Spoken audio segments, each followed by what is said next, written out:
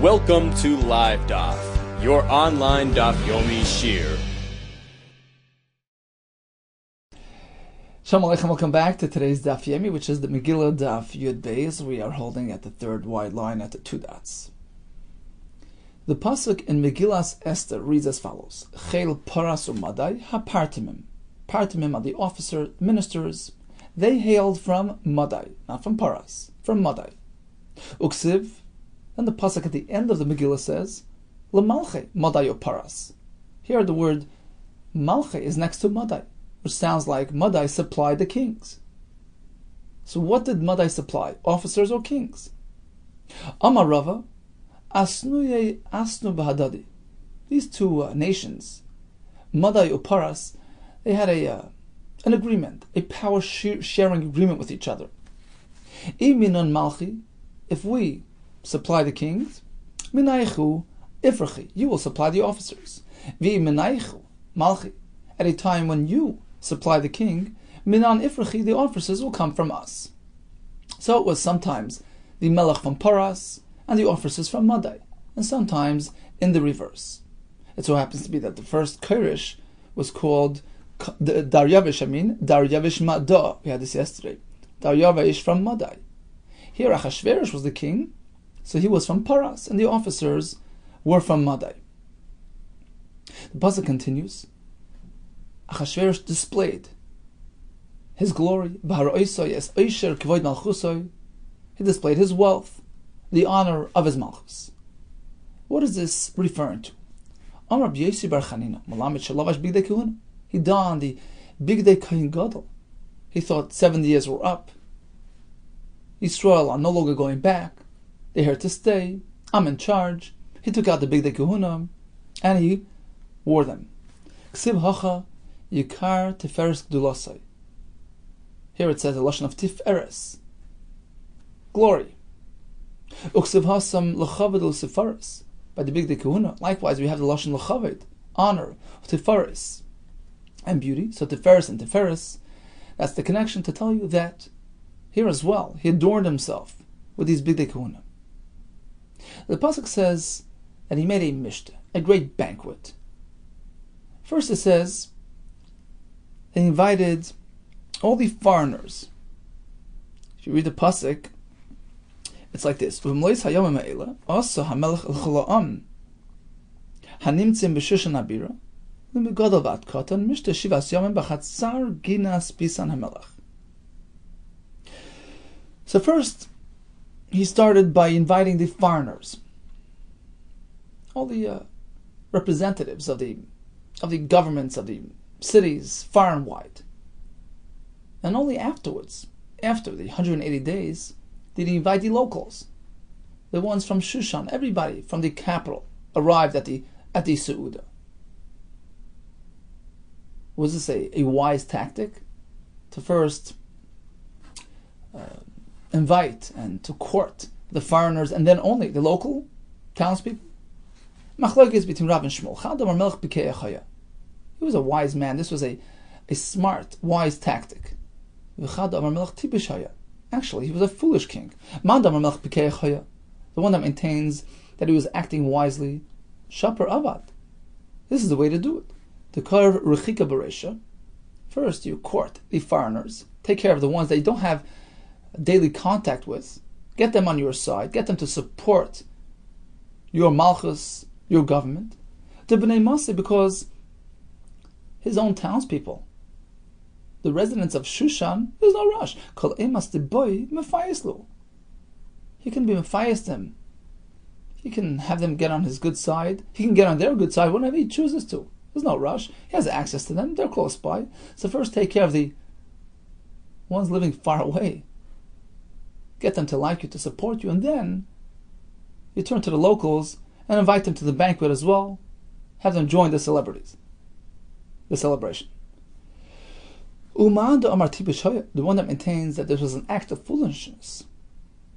The boile l'kruv b'nei maseh b'reisha, just the opposite. First you take care of the ones that are local. Because if the ones out there at a distance will rebel against you, who's going to be there for you when things are going rough? The local fellows, the residents of the capital city. So first, solidify their support. Cement your position with the locals, and then, once you have that power base, extend it far and wide. Shol Talmidav es Rabbi Shimon ben Yochai. Rabbi Shimon ben Yochai's Talmidim asked him the question, the most obvious question. Why is it that the enemies of Yisrael, just a term referring to Yisrael, why were they deserving of kloya, of destruction? What did they do wrong? And they had this gzera imposed on them. Amar lahem, he turns to his Talmidim. Imru atem, no. Maybe you can tell me. Think of an answer. Amar loy, they responded. Perhaps mipnei shenenu misudasi shleisha rasha, because they enjoyed his company. They came to the banquet. They took part in celebrations. Perhaps that's why they suffered. So he told them, Amar lahem imkein shebeshushan yehargu. Fine, so those Jews in Shushan who participated in the celebrations, they should get punished. Shebachala olam kulei al yehargu. Well, the Jews living elsewhere shouldn't be punished. They're not guilty of anything. Amr loy, so they turned to him. No, emarata. Okay, that didn't work. Do you have an answer? Amr lahem, Rabbi Shimon ben Yochai answered. I'll tell you why. Why were Yisrael guilty of kloya? Remember back by Nebuchadnezzar, they all bowed down to that idol. And that's why they were deserving of punishment. So the Farshim asked, why did Hashem wait till now, many, many years later? Because then they did it because they were compelled, they were forced to do it. But now that they willingly participated in the Suda, they were nana with the company of Achashverosh and his cronies. So this was a kitrig. This intensified that claim against Klal Yisrael. Look, then you needed to do it, but now why are you participating? Why are you connecting with the Goyim? And this sort of reawakened that chet of Ishtachvul Etzelem. Amr Lois, they turned to him. Talmidim asked him if they were guilty of this terrible avera of a desire. Chimasu panim yesh bedavar. Can you look away? Masu panim is like bribing. Why would they zeichet to the nes? If they were deserving of punishment, why did Hashem look away? Amr lahem, the Rebbe responded, Hem loy also lefanim. When they were Mishtachvul Etzelem, it wasn't a true expression of their loyalty to the Tzelem. Chas v'shalom. It was just lefanim. It was just an external expression. It was a superficial act. They were forced to do it. So although it was wrong, but it's not the same. Likewise, Hashem responded with a gzera that was only external. It wasn't really going to happen. It was just a sort of a scare tactic. I know the Pasuk says when a person sins, but it's not internal, it's not his true personality, it's not meliboy, then although Hashem has to come back and do something to shake him up, but it's not as severe as an avera that's truly internal. The Pasuk said he made his banquet b'chatzar ginas bisan hamelach. Chatzar is a courtyard. Then the gina is the garden, lower in rank, further from the palace, and bisan, the orchard between the trees. Where was the banquet? Here, there, or there? Achlekes Rabbi Shmuel. Chad Amar. It took place in all three locations. You were seated based on your rank. Haroy lachatzer lachatzer. A high-ranking fellow would be seated in the chutzner close by. Haroy lagina lagina. A low-ranking fellow deserved to be in the gina. He was placed there. Haroy labisan labisan. The other fellows ended up in the bisan. V'chad Amar, the other one explains differently. Hayshivan b'chutzner. He initially planned on sitting everybody close by in the chutzner, but too many people. The chutzner couldn't accommodate them all. So the overflow crowd went begina, spilled into the garden. There wasn't enough room there either. Until he actually opened up the bisan, placed some guests there, and that accommodated them all. Masisa Tana, in the Brisa we have a Nupshat, Hashivin B'Chatzar. He seated everybody in the Chatzar, large enough for all. Upasal Hem Shnei Pesachim. And he opened two doors, two openings on either side. Echad Lagin Echad Labizan. One going out to the garden, one to the trees. They can get up and take a walk, take a break, and all the long festivities. So he had all kinds of drapes, chur, karpas, scheles. My chur, what is chur? Rav Amar chari chari. Some type of weaved drapes that have little holes in them, some sort of royal material. Ushmul Amar milas levana hitzia lehem. He spread some milas levana. Rashi says, chur lashon chivar, white, fresh, clean drapes made of milas, made of fresh wool. So chur is not holes, but rather white. He had karpas as well. What is that? Amar b'yesi bar Chanina, karim shel pasim. These bed pillows made of pasim of silk. Al glila kesef amudei sheish, draped around these poles, these beams, silver, marble. Mitois zahav chesef, gold and silver beds. If it's gold, it's not silver. Tanya, Rabbi Yehuda depends on your rank. Haroy lekesef lekesef. If you're a low-ranking fellow, you went onto the silver bed. Haroy lezav lezav. If you're deserving of gold, use the gold. Amler Nechemya. How can you do that? You're generating animosity and jealousy. He's on the gold, on the silver. You can't do that. So Tesis asks, what do you mean? A minute ago we said that there were different locations. There was the Chatzar for the more important fellows. There was the Gina. Why don't we have the same kasha there? It's Matal Kin. So he says over there, they wouldn't necessarily see each other. Different locations, different halls, different ballrooms. They wouldn't be sitting with each other. Wouldn't instigate the kinna. Here, they're sitting next to each other. He's on the gold, on the silver. That doesn't work. Ella, Rabbi Nechemya proposes as follows. He holds that every bed was made of gold and silver. Elahem shel kesef, the actual bed, which was going to be covered with drapes anyways, that was silver. V'raglein shel zav, the legs which were exposed, were made of gold. What was on the floor? There was ritzpas bahat v'sheish. What is that? Amar Asi, avonim shemischoitetes al balein. Very precious stones. Shemischoitetes, Rashi says, shemachateten machzirim baleim achreim. The owners have to look for them. Have to be mind until you get them. Very precious stones. We find another pasuk that praises the expensive stones on the floor. Avnei nezer misnoises al admasai misnoises. Rashi says, Nesyenis Harbe, it takes a lot of effort to get these stones. What else was there? V'dar v'seicharis. So the ritzpah was made up of bat v'sheish, v'dar v'seicharis. What does that mean? Rav Amar dari dari. Rows of these expensive stones. And Rashi adds, v'seicharis, lashon schar schar, circles. Rows and circles of these stones. Shmuel Amar, dar v'seicharis, is referring to a very specific precious stone, which illuminated the Suda. Even Tova Yishbekar Chayam, there's this precious stone and found in cities at sea, far away. V'dora Shma, called Dora. Hashiva B'emsa Suda. So he placed it right in the middle of the banquet. Umi Irlam Ketzarayim. And it shone like in the middle of the day, reflected off the sun, off the moon, off the candles. It made for a very elegant presentation. So dar v'secharis means dar is the name of the stone. V'secharis, Rashi says lashon saharahu, like the moon, it's shining, glistening. Ketzarai. Dvei Rabbi Shmuel Tana, and the Beis Medrash Rabbi Shmuel, they explained these words.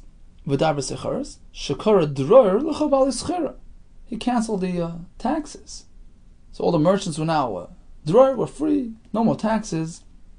Rashi says, "Asa nachas ruach l'bnei malchusay." Wanted them to come to the meal and enjoy the experience. No taxes for a while. V'hashkes b'chlei zav v'kelim v'kelim shenim.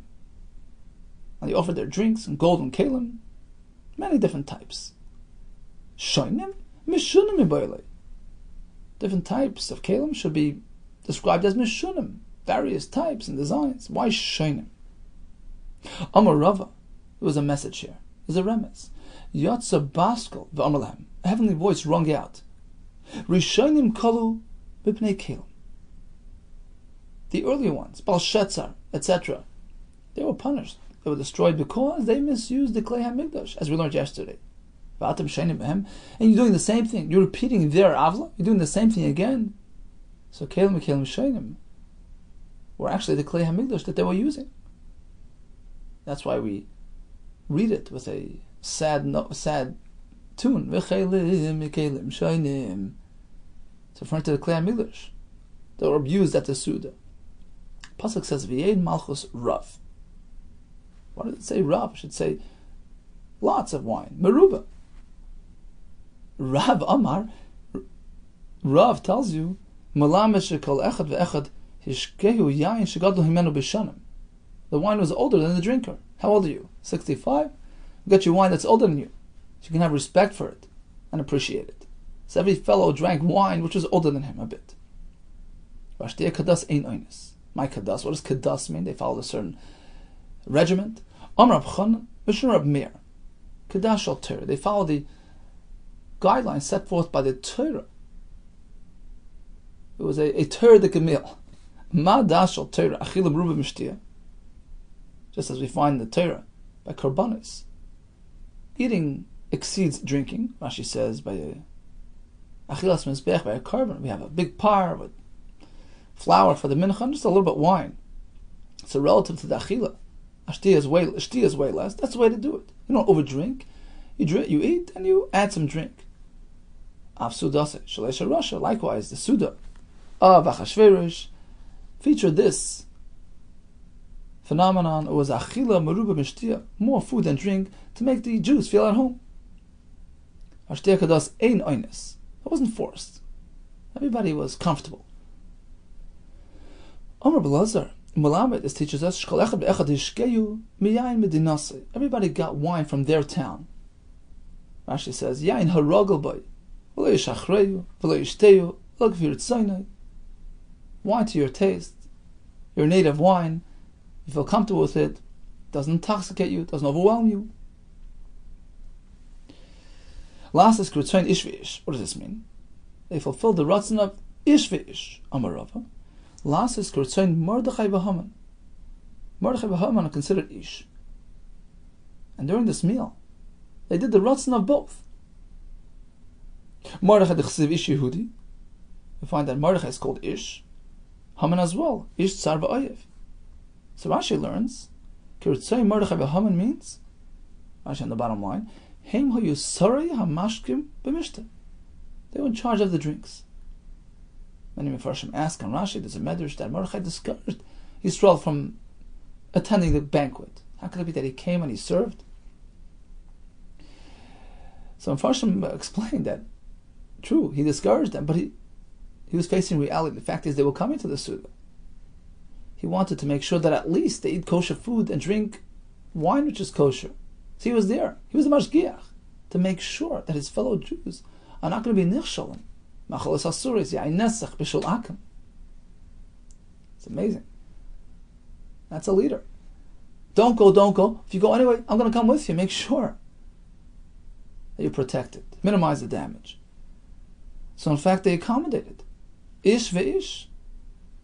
They allowed Haman to take care of the Goyim and Mordechai to take care of the Jews. How do we know it's Mordechai and Haman? Ish is a term applied to Mordechai and to Haman. You may ask, how could the same Lashon Ish apply to both?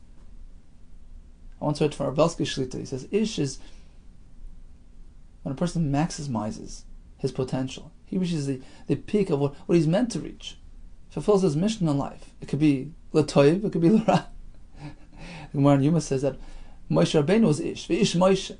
When you maximize your koiches, you reach your potential. That's called Ish. So Mordechai reached it in a good way. Ish Yehudi, and Haman in his way. Ish Tsar v'Oyev. The pasuk speaks about Vashti's Suda. Gam Vashti HaMalka. Also Samishtei Noshan. She made a banquet for the women. Where was it? Beis HaMalchus, right over there in the palace, next to the men. Beis HaNoshim Eboile, it should have been by the women. Apparently, in those days they had separate seating. So the women's party should have taken place in the other building. Why next to the men? Amarava, Shneim Ledvar Aver Niskavno. Both Achashverosh and Vashti had the same thing on their mind: inappropriate behavior, frivolity, znus, mingling. That's why she made it close by. Hainu Inchi, as the common phrase goes, Ihi Bikuri.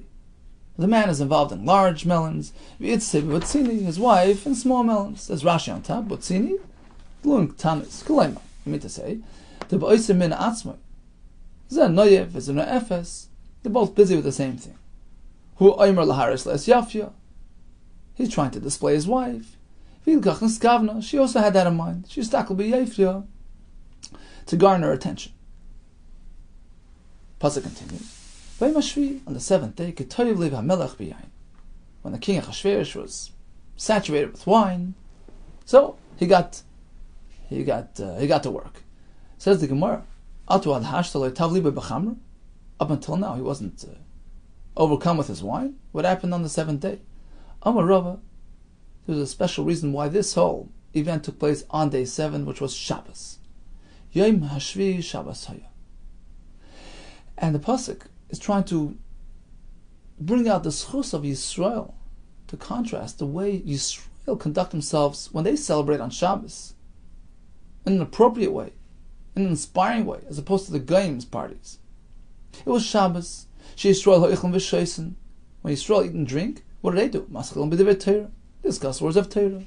U'b'divrei tishbachis, words of praise to Hashem. Here's a makar, sings mirrors on Shabbos.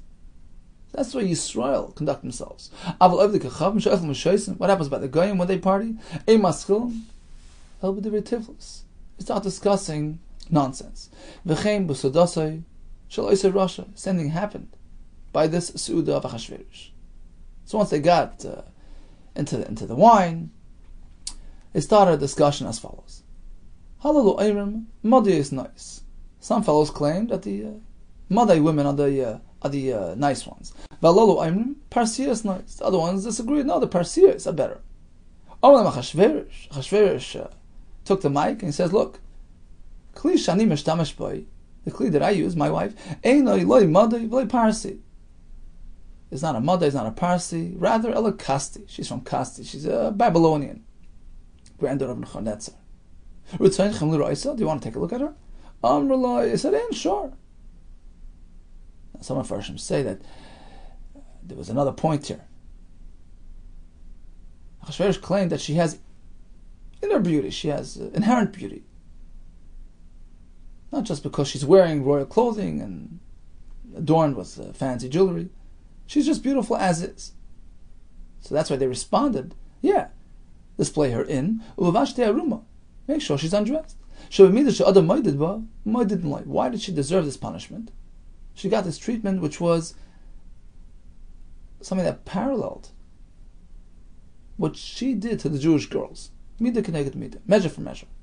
Vashti, the wicked Vashti, is to bring Jewish daughters, undress them, and work them on Shabbos. That's why she got the same punishment. That is the pshat in the pasuk. After this whole event with Vashti, when his anger subsided, Vashti, he recalled Vashti, and all that she did, and the punishment that was applied to her. And the drasha is one led to the next. Exactly as she did to the Jewish kids, the same thing was applied to her. But Malka Vashti, she refused to come in that manner. Why? Michti, let's think. Pritza Havoi. She was a prutza. She wasn't a modest person. Damar Maz, we just said a minute ago, they both had the same agenda. My time is say, why did she refuse to come? Omar Beis Rechanina, Malabid, teaches us sheparcha batzara. Suddenly, she notices blisters, tzaras, leprosy. And that's why she was embarrassed to come. Masisa Tana, the Brisa we added. Gavril, the Malach came. Vasila Zonav, he added a tail. So Rashi says 3 lines from the top. Malamet Shaparcha Batzaras. V'yol Pirushalmi. How do we know she was struck by Tzaras? The Yerushalmi learns because the pasuk says Masher Nigzar Aleha. She has Lashon Nigzar. We find elsewhere Uksiv Vayeshe Beis HaChavshis Mitzera Ki Nigzar Beis Hashem Malal Tzaras. Just as Nigzar over there refers to Tzaras, Afkan Tzaras here as well. Now the Mefarshim point out that these 5 words, Bo Gavril of Asl Azonav, is in brackets. You know why? Because it was deleted by the censors. They were afraid to have this in the Gemara. They took it out, and it was reinstated because of the based on the previous versions, old Ksaviyad of the Gemara. So they put it back in the Gemara, but they never restored the Rashi and the Taisus on this. There's another piece that's missing from Rashi that explains the Zonav as well. So the Girsa goes as follows. There's another Rashi, V'asal Zonav. Gavril added a tail. And Rashi says, how do we know a tail? We have a drasha. Yolaf Lomi Aleha. We learn it from the word Aleha. It says, Asher Nigzar Aleha. Ulahalam is a pasuk in Shmuel, who Aimer, Vayaram Atabach as Hashaik V'Aleha. So you remove the shaik, right, the thigh of the carbon, V'Aleha. What's Aleha?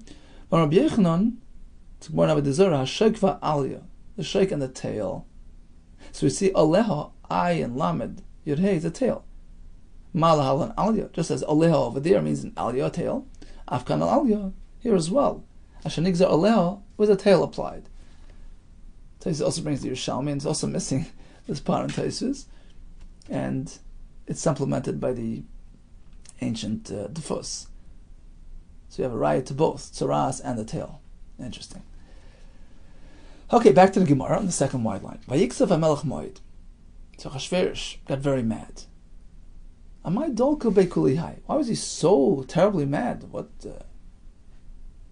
Okay, she refused to come, but this Vayiksav HaMelech Moed, some excessive anger. Amar Rav, I'll tell you why. Because she sent him back an insulting message. Not only did she refuse to come and heed his orders, she responded, Sholchalei. Bar Ahu Raire de Abba. She gave him a title. You're the Bar Ahu Raire, you're the stable master of my father. Her father was a king. He was Belshazzar. So you're the Shomer HaSusim of my father. And so there you go. There's an insult right there.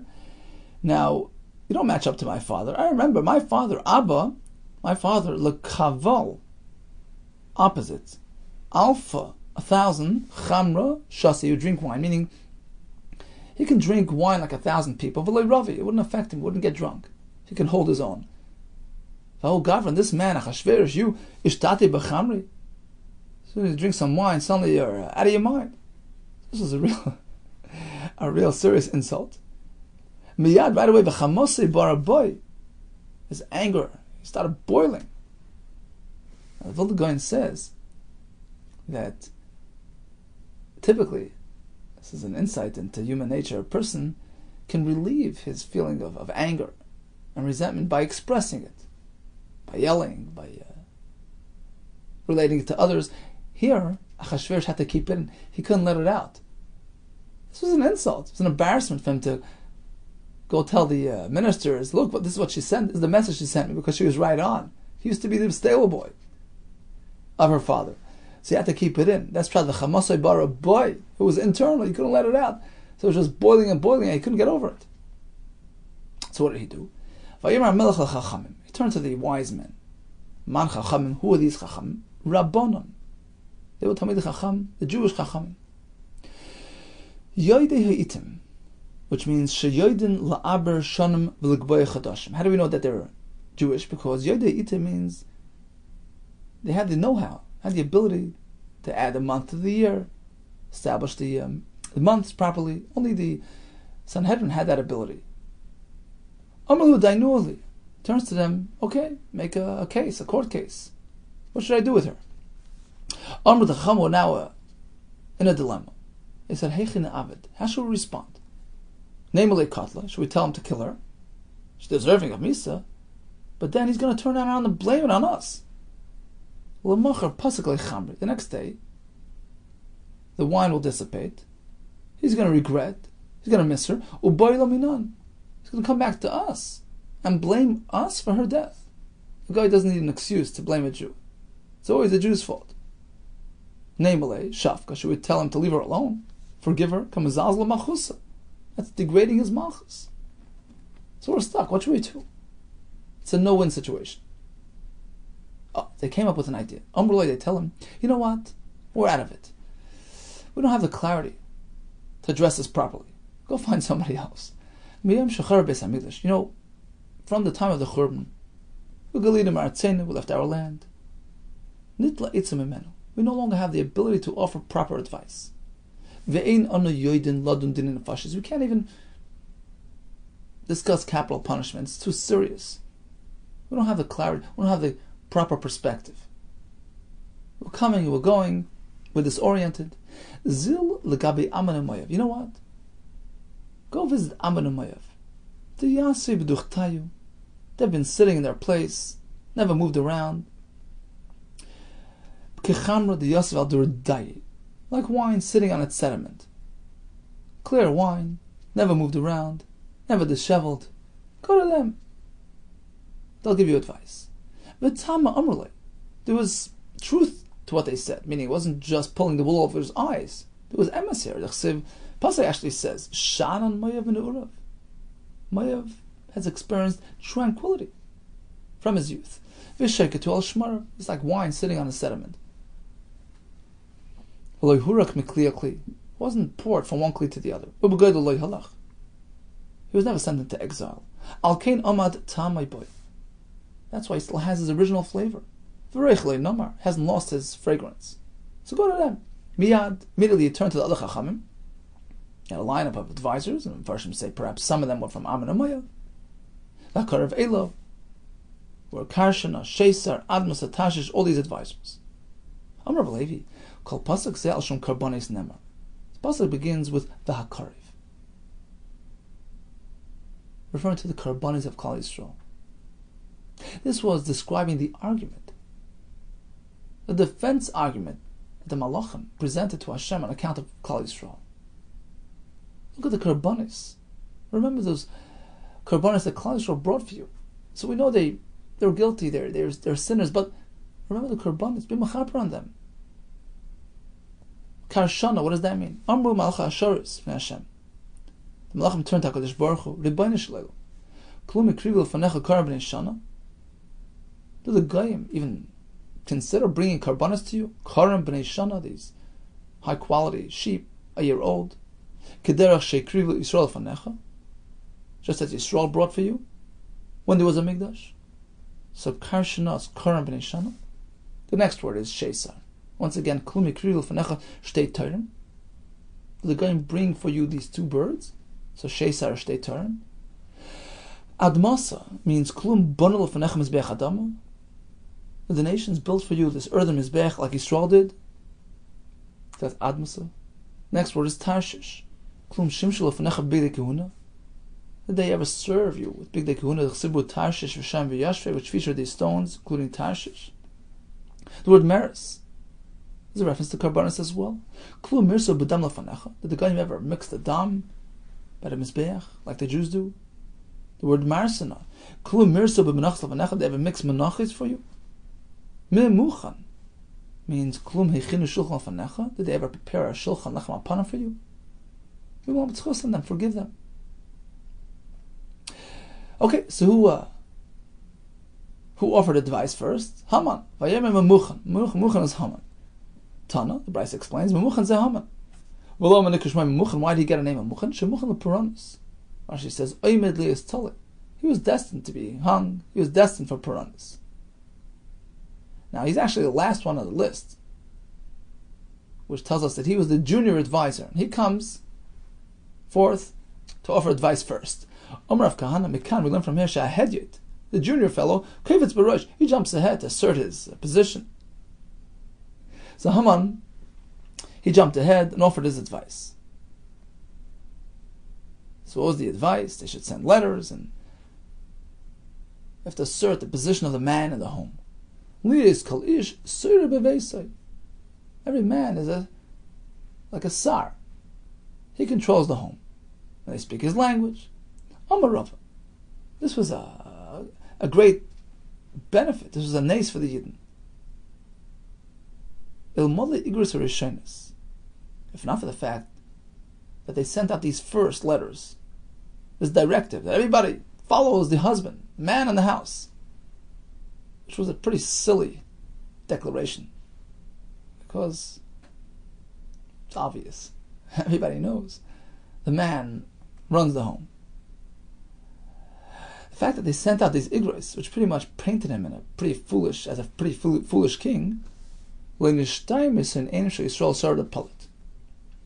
subsequently, when they sent out the second letters, later on, declaring that Klal Yisrael is fair game, they're going to kill Klal Yisrael the next year, everybody would have been wiped out. When there would be nobody left from the enemies, meaning Klal Yisrael, nobody left over, not a remnant, nobody, because they would have jumped on the opportunity. They wouldn't have waited till next year. They would have killed out the Jews right away.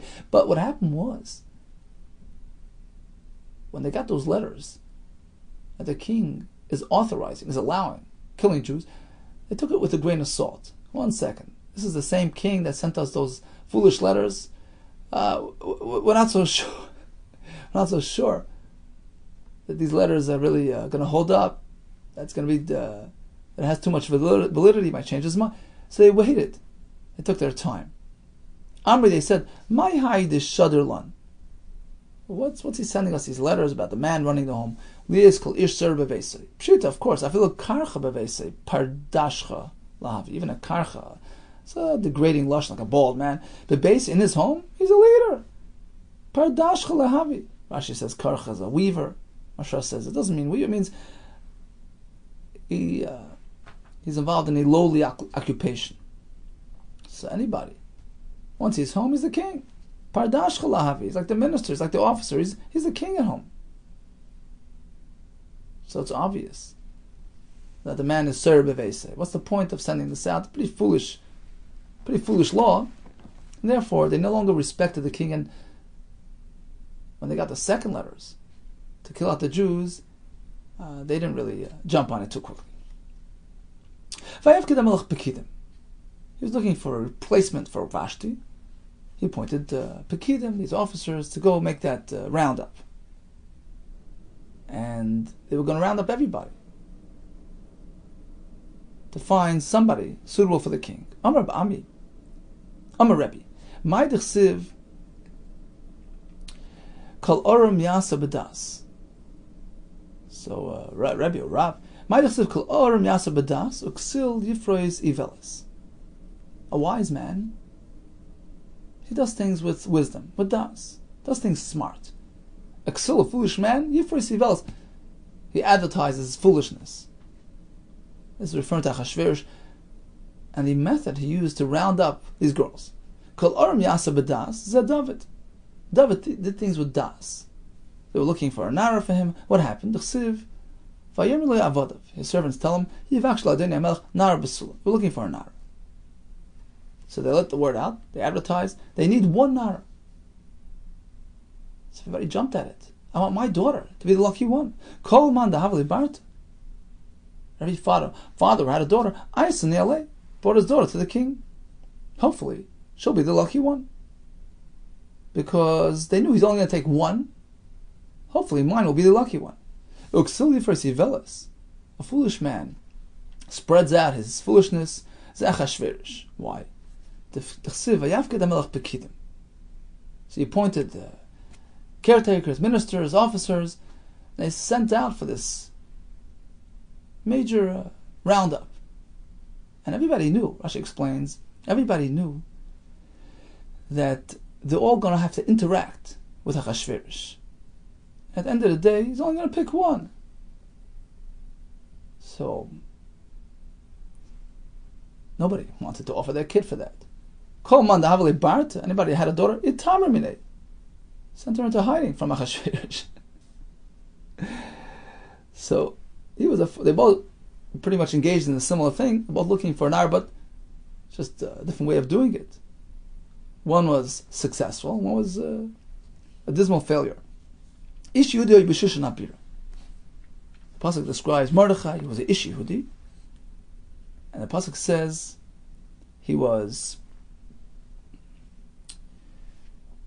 Ben Yair, Ben Shimi, Ben Kish, Ish Yemini. Okay, so the pasuk describes him in all these different ways. Explains the Gemara. Ish Yemini, Maika Amar. Why is the pasuk mentioning these three things? These three ancestors: the son of Yer, son of Shimi, son of Kish. Ili Yichusaka Asi. The pasuk is trying to describe his yichus, his lineage. L'yachsi v'azla Binyamin. The pasuk shouldn't stop by Kish. It should continue up to Binyamin, his grandfather. Elamaish Nahani. Why does the pasuk limit it to these three? Tana, we have an Abraisa. Kulan al Shmon Nikru. All three were actually things that related to Mordechai himself.